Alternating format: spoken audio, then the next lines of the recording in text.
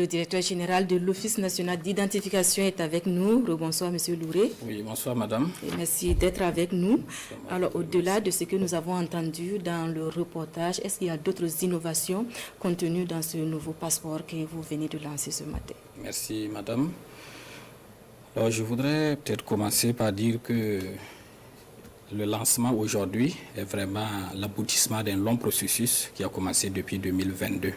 Processus donc qui a recommandé la mise en place d'un passeport fiable. Et les innovations sont celles que vous avez découvertes tout à l'heure dans le reportage, pré-enrôlement en ligne et également facilitation de l'obtention des passeports avec beaucoup plus de célérité pour les Burkinabés de l'extérieur. Mais également, ce qu'il faut mentionner, c'est que l'usager a un système de suivi qui lui permet d'avoir la position de sa demande tout au long du traitement. Et c'est également un système qui est interopérable avec la plupart des systèmes d'identification. Et pour revenir au passeport lui-même, il y a quand même quelques innovations sur le document. Nous passons de 32 à 34 pages. C'est assez intéressant pour ceux qui voyagent beaucoup. Ça fait beaucoup plus de pages de visa. Nous avons une puce qui est beaucoup plus robuste et qui peut prendre beaucoup plus de données.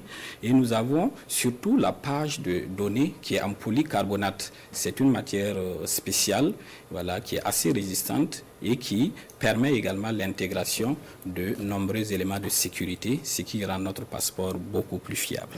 Apparemment, ce qui ne change pas, c'est le coût d'établissement de ce passeport qui reste 50 000.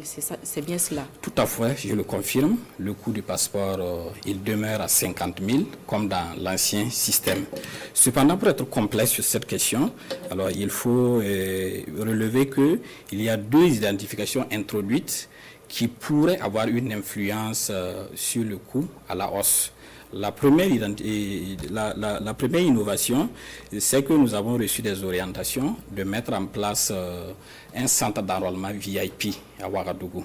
Ce centre d'enrôlement VIP devrait permettre d'avoir des délais de délivrance très abrégés, voilà, et également d'offrir des commodités aux usagers. Voilà, et ces circonstances-là vont induire des coûts qui vont donc faire que ceux qui vont demander le passeport auprès donc de ces services VIP-là pourraient payer plus. Et la deuxième innovation, c'est concernant le Burkinabé de l'extérieur. Alors, vous l'avez entendu dans le reportage, il s'agit donc de mettre en place des dispositifs dans les représentations diplomatiques afin que nous puissions récolter les données et les transmettre instantanément au niveau de la base au Burkina Faso pour que les passeports des Burkinabés de l'extérieur soient produits dans les mêmes délais que ceux qui sont au pays. Cela induit également des coûts qui vont être répercutés. Voilà, mais toutes ces questions sont en étude et voilà, et on pourra y revenir. Avec le lancement de ce nouveau passeport, est-ce que les titulaires des anciens passeports doivent obligatoirement et systématiquement procéder au renouvellement de leur passeport, monsieur le directeur général? Ok, je vous remercie. C'est une question voilà, qui fait justement beaucoup d'inquiétude. Je dirais non. Et jusqu'à hier, nous délivrions encore des passeports dans l'ancien système. Donc les passeports de l'ancien système ou anciens passeports, voilà, si vous voulez, vont rester valables jusqu'à leur terme normal.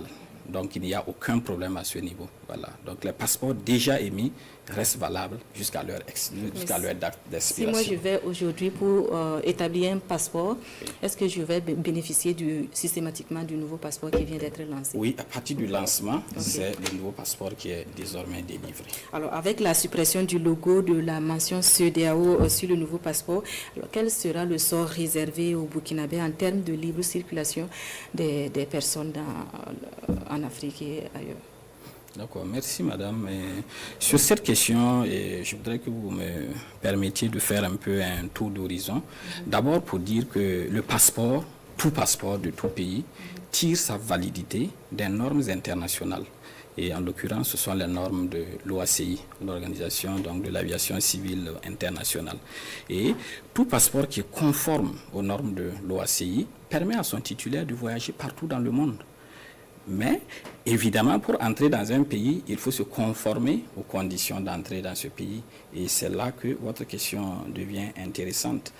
Alors, je vais vous présenter quelques passeports. Voilà, il y a celui-là, c'est le tout premier passeport du Burkina Faso.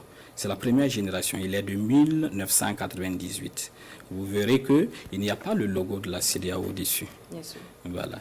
Et la deuxième génération qui est de 2006, également, il n'y a pas le logo de la CEDEAO dessus. Voilà. Mais la directive même qui institue le passeport CEDEAO, qui recommande aux États d'harmoniser les passeports, est de 2000. Mais le Burkina n'y est allé qu'en 2013 avec ce passeport-là, la troisième génération. Voilà. Donc, et ensuite, voilà, la quatrième génération, celle-là étant la cinquième. Donc, retirer la mention CEDEAO et le logo CEDEAO aujourd'hui, bon, ce n'est pas quelque chose de nouveau. Nous avons déjà donc expérimenté ces cas-là. Maintenant, qu'en est-il de la question de la libre circulation dans l'espace CEDEAO? Dans l'espace CEDEAO.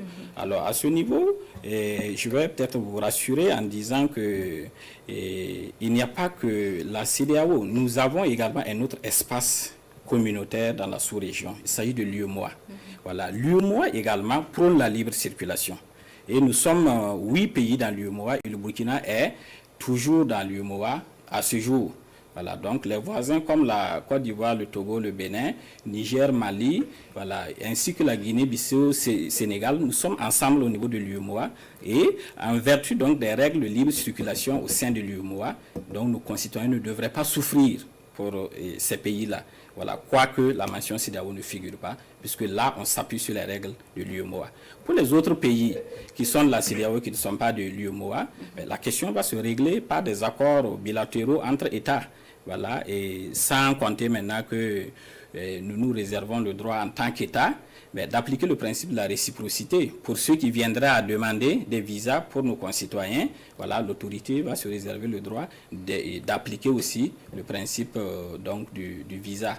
Donc c'est pour dire que en gros, à l'instant, nos concitoyens n'ont pas véritablement à s'inquiéter en ce qui concerne la libre circulation. Voilà, beaucoup de dispositifs voilà, sont toujours en vigueur. Merci, Monsieur le Directeur Général, pour toutes ces précisions et vous restez avec nous pour la suite de ce 20h.